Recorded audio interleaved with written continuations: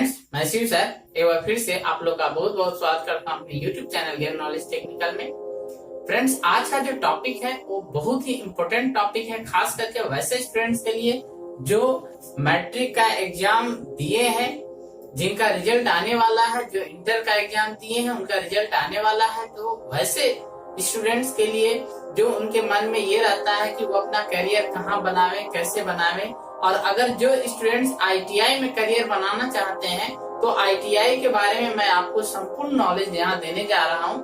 पूरी जानकारी दूंगा इस वीडियो में कि आपको आईटीआई करने से क्या लाभ होगा, आप कहाँ से करें, आईटीआई में क्या क्या परेशानियां आती हैं, तो ये सारे जो है मैं डिटेल्स आपको बताने जा रहा हूँ। तो चलिए फ्रेंड्स, आते हैं अपने टॉपिक पे। और अपने टॉपिक पे आने से पहले एक बार फिर से आप लोगों से आग्रह करते हैं कि अगर अभी तक आप लोगों ने हमारे यूट्यूब चैनल को सब्सक्राइब नहीं किया है तो जल्द से जल्द सब्सक्राइब कर लें। और सब्सक्राइब करते समय आपको ध्यान देना है कि सब्सक्राइब के बगल में जो बेल आइकन का बटन होता है उसको प्रेस कर लीजिए और नोटिफिकेशन को ऑल कर लीजिए, ताकि जो भी वीडियो में डालूं वो आप तक सबसे पहले पहुंच सके। तो फ्रेंड्स, जैसा कि आप इस अपने स्क्रीन पे देख पा रहे हैं, यहाँ पे है कि मैट्रिक पास, नॉन मैट्रिक और या इंटर पास होने वाले विद्यार्थी ध्यान दे 2022 में रिजल्ट आपका बहुत जल्द ही आने वाला है। इस मंथ जो है, इस मंथ के अंत तक आपका रिजल्ट आ जाएगा। तो आपको करना क्या है, अगर आप आईटीआई में करियर बनाना चाहते हैं तो आईटीआई होता क्या है मैं आपको बता दूं। तो आईटीआई आपका इंजीनियरिंग का बेस होता है। इसमें आईटीआई जो है ये सर्टिफिकेट कोर्स है।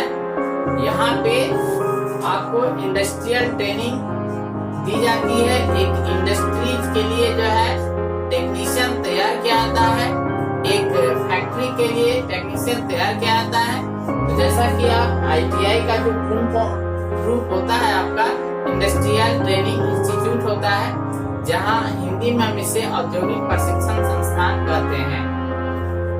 अब आपको जो है स्क्रीन पे मैं दिखा रहा हूँ कि आईटीआई क्या है। इंजीनियरिंग का आपका बेस है, ये बेस है आईटीआई।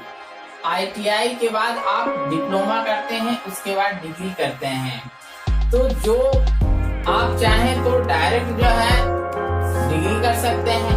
तो ये होता है क्या है कि अपनी क्षमता के अनुसार होता है। किसी किसी का जो है मान लीजिए फाइनेंशियल प्रॉब्लम होती है, तो वैसे स्टूडेंट जो फाइनेंशियल प्रॉब्लम से ग्रसित होते हैं, जिनको दिक्कत होती है, तो वो क्या करते हैं कि कम समय में जो है अगर जॉब पाना चाहते हैं तो आईटीआई आपके लिए बेहतर विकल्प है। आईटीआई करके आप जो है कम समय में अच्छा से अच्छा जॉब पा सकते हैं। लेकिन आईटीआई जो है आपका वो सर्टिफिकेट कोर्स है।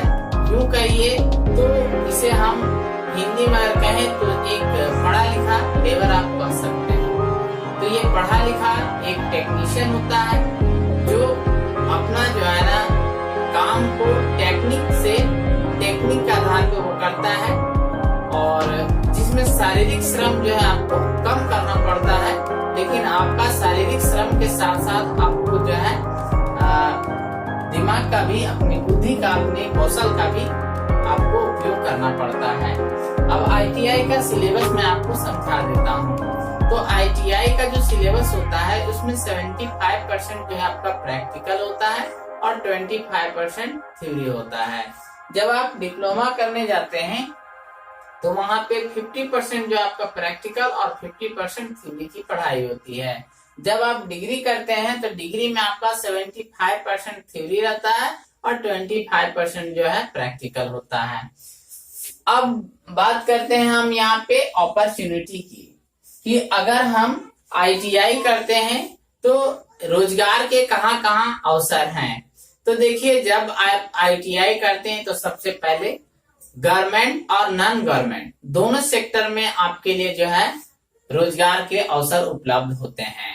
जैसे गवर्नमेंट सेक्टर में सबसे बड़ा जो नियोक्ता है, जैसे आप रेलवे, अब रेलवे में दो हैं आप, या तो एएलपी जिसे हम असिस्टेंट लोको पायलट कहते हैं, उसकी फॉर्म भरने के लिए आप एलिजिबल हो जाते हैं।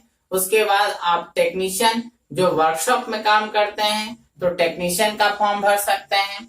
तो यहाँ पर आपको जो है सबसे बड़ा जो नियोक्ता है रेलवे, सरकारी संस्थान में, उसमें फॉर्म भर सकते हैं। उसके बाद आपका आता है सेल, भेल, गेल, डीआरडीओ, डिफेंस में आप DRDO में, ठीक है, और जितनी ऑर्डिनेंस फैक्ट्रियां हैं सब में आप फॉर्म अप्लाई कर सकते हैं। अब नॉन गवर्नमेंट सेक्टर में आप जितने भी प्राइवेट कंपनियां देख रहे हैं, जो प्राइवेट फैक्ट्री है, वहां आपके लिए जो है रोजगार के अवसर उपलब्ध रहते हैं। तो आप वहां पर जो अपना करियर बना सकते हैं। और साथ ही साथ ऐसा नहीं है, जैसे कुछ को अगर मान लीजिए फाइनेंशियल प्रॉब्लम के लिए जो है ना वो आगे बढ़िया से नहीं कर सकते, जैसे डिप्लोमा नहीं कर पाए या बीटेक नहीं कर पाए, तो वैसे स्टूडेंट्स को निराश होने की आवश्यकता नहीं है। अगर आप ITI करते हैं तो ITI करने के बाद आप डिप्लोमा भी कर सकते हैं, लेकिन इसके लिए थोड़ी सी जो है आपको नॉर्म्स रखी गई है। आपको डिप्लोमा करने के लिए कम से कम 2 वर्ष का कोर्स जो है करना पड़ेगा। अगर मान लीजिए 1 वर्षीय कोर्स आप ITI में करते हैं तो आप डिप्लोमा नहीं कर सकते हैं, इसके लिए आप पात्र नहीं हैं। लेकिन अगर आप 2 साल का कोर्स करते हैं तो आप डिप्लोमा कर सकते हैं। तो वहां डिप्लोमा में आपको डिप्लोमा जो 3 साल का कोर्स होता है, तो ITI के बाद आपको 2 साल लगेंगे।